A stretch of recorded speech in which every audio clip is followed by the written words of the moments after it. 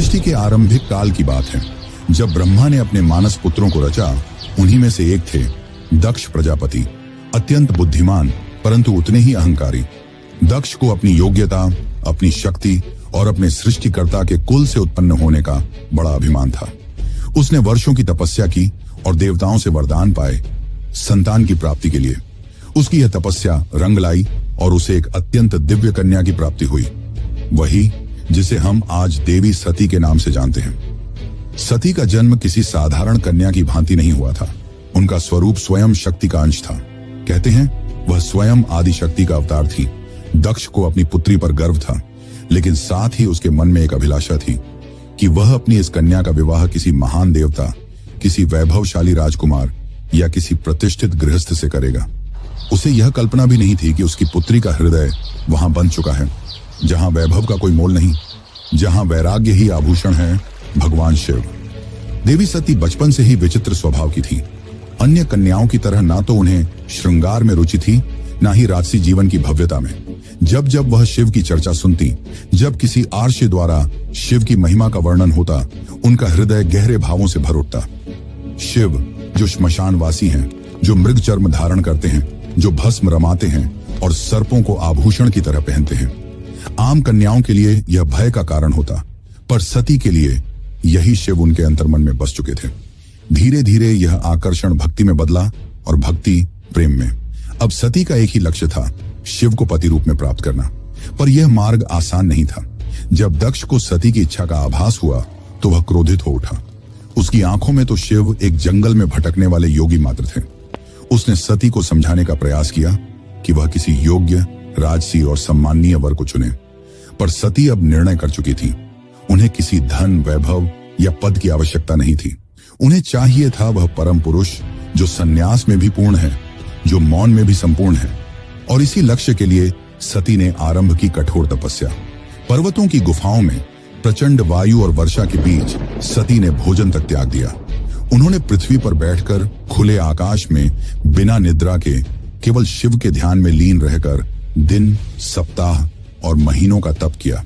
देवताओं तक को आश्चर्य हुआ कि एक कन्या इतनी कठोर तपस्या कैसे कर सकती है।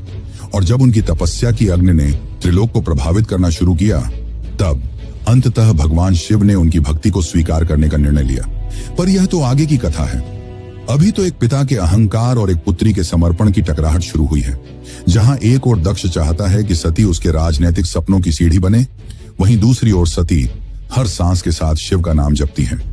यही संघर्ष इस प्रेम कथा की पहली चिंगारी है, एक ऐसी चिंगारी जो आगे चलकर एक भीषण अग्निकांड बन जाएगी।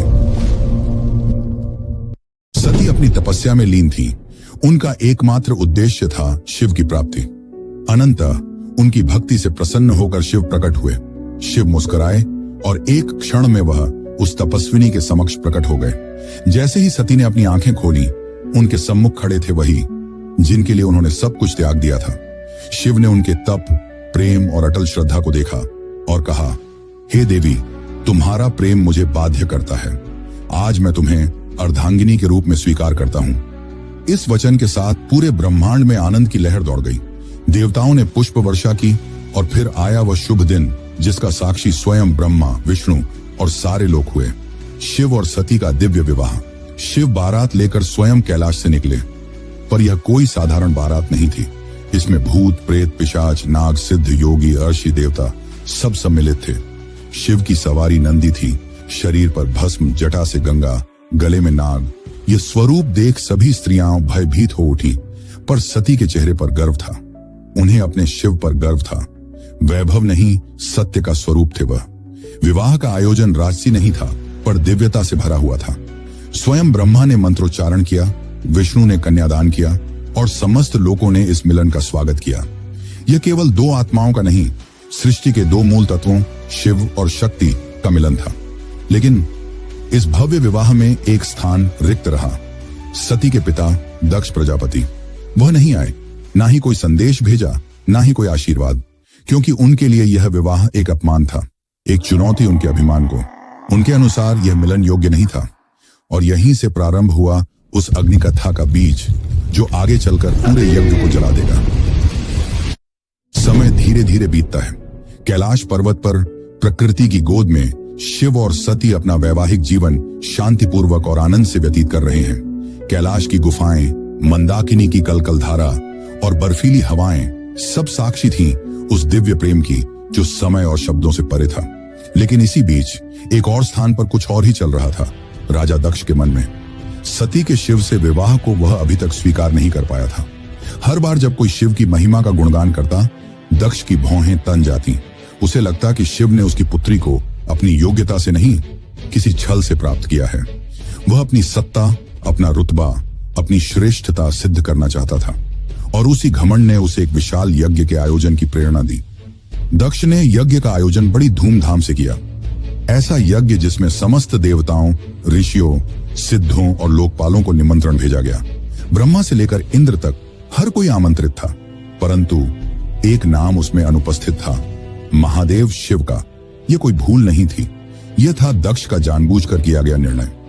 उसने शिव को निमंत्रण नहीं भेजा क्योंकि उसका अहंकार उसे यह स्वीकार नहीं करने देता था कि उसकी पुत्री ने उस योगी से विवाह कर लिया, जो ना कोई राज्य रखता है, ना कोई वस्त्र, और जो श्मशान का वासी है।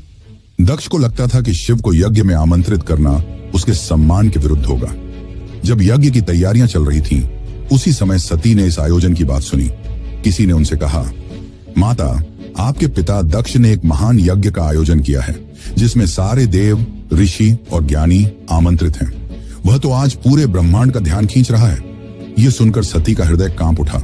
उन्हें विश्वास नहीं हुआ कि उनके पिता इतना बड़ा आयोजन कर रहे हैं और उन्हें कोई सूचना नहीं मिली। कुछ समय तक वे चुप रहीं, शायद आशा में कि कोई दूत आएगा, कोई संदेश मिलेगा। लेकिन जब स्पष्ट हो गया कि शिव और उन्हें जानबूझकर न बुलाया गया है, तब उनके भीतर कुछ टूट सा गया। एक ओर पुत्री का धर्म उन्हें पिता के यज्ञ में खींच रहा था, तो दूसरी ओर पत्नी का धर्म उन्हें शिव की मर्यादा का ध्यान रखने को कह रहा था। अंततः सती ने शिव से निवेदन किया, स्वामी, मैं उस यज्ञ में जाना चाहती हूं। शायद यह कोई भूल हो और मेरा जाना उस विघटन को रोक सके। शिव ने सती की ओर गहरी दृष्टि से देखा। वह जानते थे कि यह आमंत्रण विहीन आयोजन एक साधारण यज्ञ नहीं है। उन्होंने शांत स्वर में सती से कहा, हे प्रिय, जहां सम्मान न हो वहां स्वाभिमान को ले जाना व्यर्थ है और मैं नहीं चाहता कि तुम उस यज्ञ में जाओ जो केवल क्रोध और घमंड से जल रही है। परंतु सती व्याकुल थी। उनके भीतर एक द्वंद्व चल रहा था, पिता और पति के बीच। उन्होंने पुनः प्रार्थना की, प्रभु, मैं केवल एक पुत्री के रूप में वहां जाना चाहती हूं। मैं पिता से बात करूंगी, शायद वह बदल जाए, शायद उनके मन का विष उतर जाए। शिव ने इस बार उन्होंने अनुमति दे दी। सती ने कैलाश से विदा ली, अकेले, बिना किसी दूत या सम्मान के। वह एक बेटी थी जो अपने पिता से स्नेह की अपेक्षा लेकर जा रही थी, लेकिन उन्हें झांत नहीं था कि उस यज्ञ में उनका स्वागत नहीं, अपमान प्रतीक्षा कर रहा है। सती जब यज्ञ स्थल पर पहुंची तो उनके मन में उम्मीद थी कि पिता के नेत्रों में बेटी को देखकर कोमलता जगेगी, उनके मुख से स्वागत के शब्द निकलेंगे। लेकिन जब उन्होंने यज्ञ स्थल में प्रवेश किया तो सन्नाटा पसर गया। कोई स्वागत नहीं हुआ, कोई आसन नहीं दिया गया, जैसे वो वहां उपस्थित ही न हो। वहां बैठे देवताओं की आंखों में असहायता थी। सती ने पिता की ओर देखा, धीमे स्वर में कहा, पिताश्री, क्या आप नहीं चाहेंगे कि आपकी पुत्री भी इस पावन यज्ञ में सम्मिलित हो? दक्ष ने ठंडी हंसी के साथ उत्तर दिया, पुत्री, जिस दिन तूने उस नग्न भस्म रमाए श्मशान में विचरने वाले औघड़ को अपना पति चुना, उसी दिन तू मेरी पुत्री नहीं रही। दक्ष का स्वर ऊंचा हो रहा था और उसके शब्द जैसे शिव के लिए विष से भरे बाण हो। यह सुनकर सती की आत्मा कांप उठी थी। यह केवल अपमान नहीं था, यह शिव के उस स्वरूप का तिरस्कार था जो समस्त सृष्टि का आधार है। वे उठी, सभा की ओर देखा और बोली, तुम सब यहाँ धर्म की बात करने आए हो, यज्ञ की बात करते हो, पर जिस शिव के बिना कोई यज्ञ संपन्न ही नहीं हो सकता, उसी शिव का तुम अपमान करते हो। फिर उन्होंने आगे कहा, जिसे तुम औघड़ कहते हो वही काल का भी काल है, जिसे तुम श्मशान वासी कहकर हंसते हो वही मृत्यु से परे है, और जिसे तुम भस्मधारी कहते हो वही भस्म से मोह को जलाता है। उनकी आंखों में आंसू थे, लेकिन स्वर तेज था, ऐसा तेज कि स्वयं देवता भी सिर झुका लें। सभा स्तब्ध थी, कोई उत्तर नहीं दे सका। लेकिन सती का हृदय अब टूट चुका था। उन्होंने कहा, जिस शरीर ने आज मेरे प्रभु का अपमान सुना है, वह शरीर अब इस संसार के योग्य नहीं। और वे सीधे यज्ञ कुंड की ओर बढ़ी। वहां उपस्थित देवता उन्हें रोकना चाहते थे, पर सती अब कोई नारी नहीं थी, वह साक्षात अग्नि बन चुकी थी। उन्होंने अपने नेत्र बंद किए, शिव का स्मरण किया और अग्नि में कूद गईं। उनके चेहरे पर भय नहीं था, बल्कि एक शांति थी, एक समर्पण था जो पूरे यज्ञ मंडप को झकझोर गई। अब इस यज्ञ की अग्नि से वो तूफान उठने वाला था जो पूरे को तबाह कर सकता था। तो चलिए अब जानते हैं आगे की कथा। लेकिन उससे पहले अगर आपको वीडियो अच्छी लग रही है तो वीडियो को लाइक जरूर करें और कमेंट में लिखें हर हर महादेव। कैलाश पर शांति थी, पर वह शांति तूफान से पहले की थी। जब भगवान शिव को यह ज्ञात हुआ कि उनकी अर्धांगिनी अग्नि में समर्पित हो गई तो उनके हृदय में तूफान उमड़ पड़ा। आंखों में वेदना, मन में शून्यता और आत्मा में आग। ये वो शिव थे जिनका क्रोध ही प्रलय कहलाता है। शिव अपनी समाधि से उठे, उनकी जटाएं लहराईं, नेत्र रक्तिम हो उठे और सारा ब्रह्मांड कांप उठा।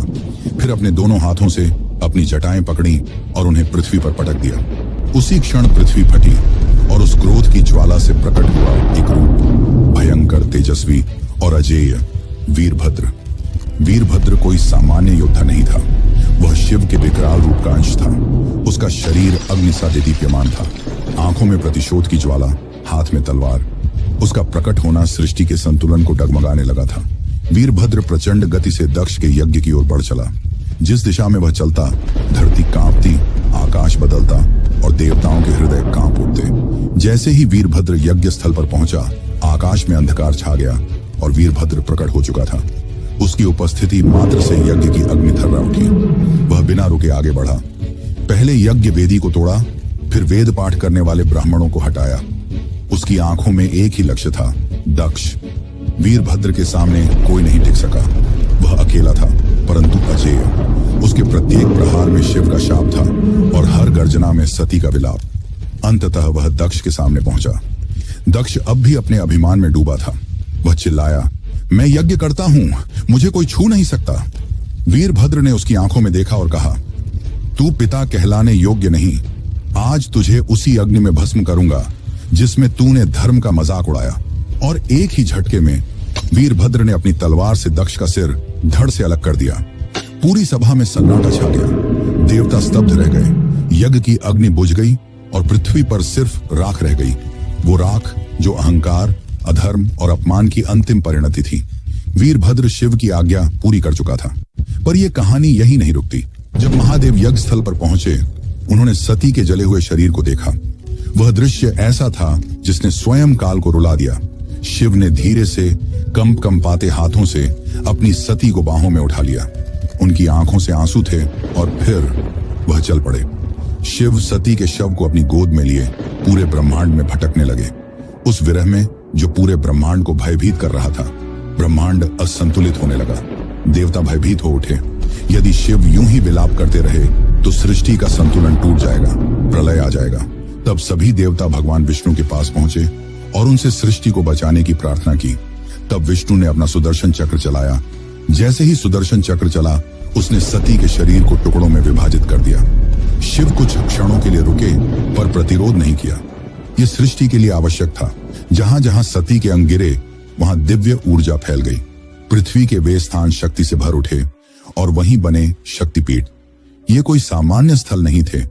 ये उस अमर प्रेम की गवाही थे जो शिव और सती के बीच था। ये थे वे स्थान जहां स्त्री, शक्ति, प्रेम, बलिदान और भक्ति सब कुछ एक साथ साकार हुए। कुछ स्थानों पर सती की आंखें गिरी, कहीं उनका हृदय, कहीं उनके केश, तो कहीं उनके चरण, और हर स्थान एक केंद्र बन गया मां शक्ति का, जो हर रूप में पूजनीय हुई। कभी दुर्गा, कभी भैरवी, कभी भवानी। यही वे स्थान हैं जिन्हें आज हम कामाख्या, वैष्णो, ज्वाला, हिंगलाज और तारापीठ जैसे नामों से जानते हैं।